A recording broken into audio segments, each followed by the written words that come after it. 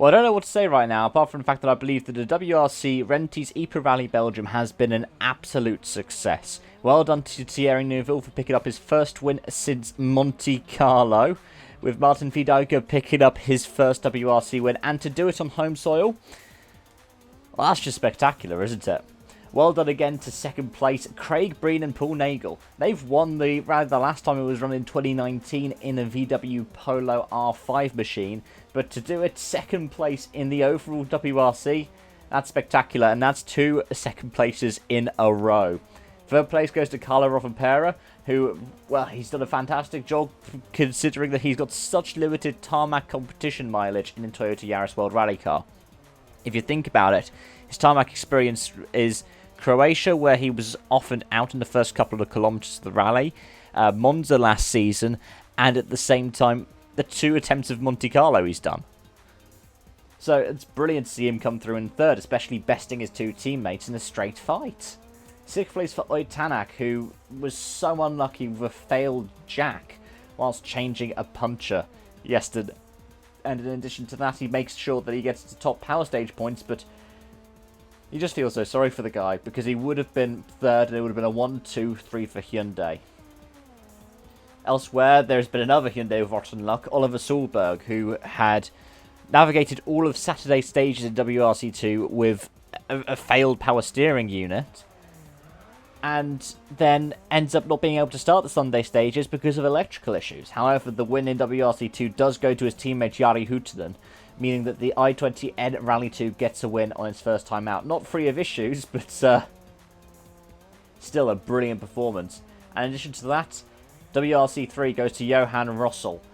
And we have, in the rest of the podium, 2 Belgians. We have Krakow and Verschuren. And it's brilliant to see that. It seems that experience counted, as it has done for a lot of these WRC events that we're seeing new to the calendar. I mean, we saw Carlo Rovanpera be able to have some kinds of advantages in the Arctic Rally this season. We also saw when Estonia came onto the calendar last season, Craig Breen and Oyt Tanak were able to do brilliantly. But what does this mean for the overall classifications now?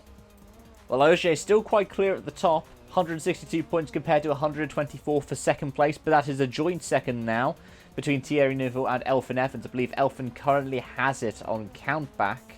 But I could well be wrong. I think he is, because he's gotten second places, whereas Neuville's got a handful of third place finishes. Rovanpera is in 4th on 99, with Tanak in 5th on 87. So realistically, it is still a 3-horse race, but what's going to happen over the remainder of the season, we don't know. All I can tell you is the manufacturer's battle is getting a lot closer. It's only 41 points in it now between Toyota and Hyundai.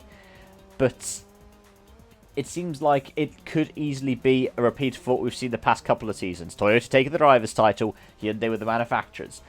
But we still have a handful of rallies left, and in those rallies we have Greece, notorious for being a car breaker, has returned to the WRC for the first time in 8 years. We've got Finland, where it's Toyota's home rally, but so was the Arctic Rally as well earlier this season, and Hyundai were able to make the best of it. We've got Spain on tarmac, and it's going to be a full tarmac itinerary. We don't really know who's going to be the best ones for that kind of rally, but in the past it has been very close between Toyota and Hyundai. I mean, remember 2019? Tanak won his first world title, his only world title to date, but Neuville took the win in the rally. And then we have Japan.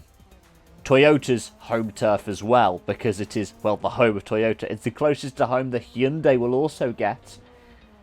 But at the same time, we don't really know what's going to happen there.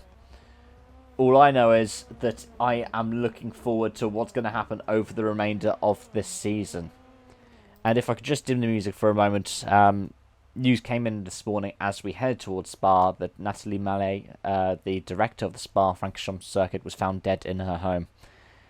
This has been a tumultuous time for the venue over the course of the season, and despite all of the joys and all of the celebrations we see at the track today, as we've seen what is arguably an incredibly successful rally, got to wish the best to those close to her, so her friends, her family, and those that she worked with at Spa. Thank you for watching.